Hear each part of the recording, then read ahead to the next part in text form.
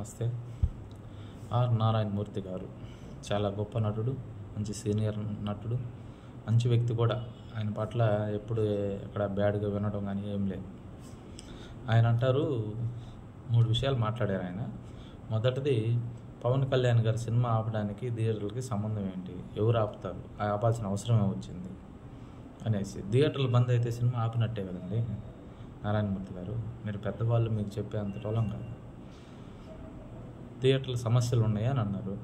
Sharing ఏదో ఇంకేదో వాటేవో సమస్యలు ఉన్నప్పుడు ఎన్నో సంవత్సరాల నుంచి ఉన్నాయి సమస్యలు. ఇప్పుడే కరెక్ట్గా ఈ టైంలోనే 5 ఏళ్ల నుంచి ఆ సినిమా తీసి, హరిహర విరమల సినిమా తీస్తా 100 కోట్లు దాంట్లో పెట్టుబడులు పెట్టుకొని నిర్మాత అల్లాడిపోతూ ఉంటే, ఈ టైంలో సినిమా రిలీజ్ డేట్ అనౌన్స్ చేసిన తర్వాత, జూన్ 12వ తారీఖు సినిమా రిలీజ్ డేటు చెప్పిన తర్వాత 1వ తారీఖు థియేటర్లు మూసేస్తామని ప్రచారం అయితే, ఇంకా సినిమా కోసం కాకపోతే ఏమనుకోవాలి? ఎవరైనా అదే అనుకుంటారు. అదే మీ సినిమా, ఆ స్థానంలో మీ సినిమా రిలీజ్ డేట్ ఉంటే మీరు అలా అనుకోరా? అలా అనుకుంటారు.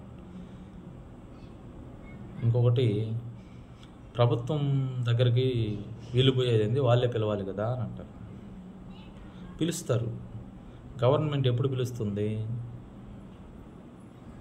ఏదన్నా సినిమా వాళ్ళ ద్వారా ఏదన్నా గవర్నమెంట్కి రావాల్సిన ట్యాక్సులు రానప్పుడు, ఏదన్నా ప్రజలను ఏమన్నా ఇబ్బంది పెడుతున్నప్పుడు, ఏదైనా సమస్యలు ఉన్నప్పుడు, అలాంటప్పుడు గవర్నమెంట్ దృష్టికి వచ్చినప్పుడు ఎవరైనా కంప్లైంట్ చేస్తే ఇలా జరుగుతుందండి అని ఎవరన్నా సీఎం గారి దృష్టికి తీసుకెళ్తే అప్పుడు పిలిపించి మాట్లాడతారు మిమ్మల్ని.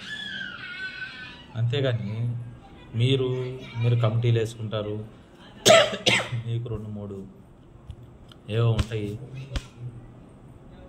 మా అసోసియేషన్స్ ఉంటాయి, ఇంకా ఏదేదో రకరకాలు ఉంటాయి. అవన్నీ నాకు తెలియదు. కానీ అంతమంది ఉన్నప్పుడు ఆ సమస్యలు మీతోటి కాకపోతే మీరే వెళ్ళి అడగాలి. కానీ వాళ్ళు ఎందుకు పిలుస్తారు మిమ్మల్ని? మీరు ఎందుకు పరిష్కరించుకోలేకపోయారు?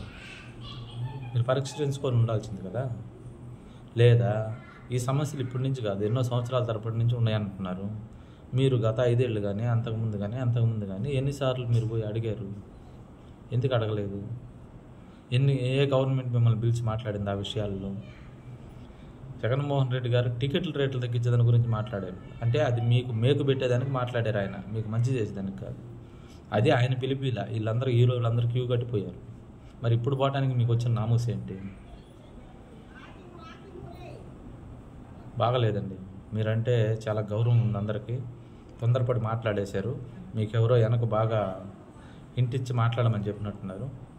ఇంకెప్పుడు ఇలాంటి మాటలు మాట్లాడకుండా ఉంటే మంచిది, మీకే మంచిది. నమస్తే.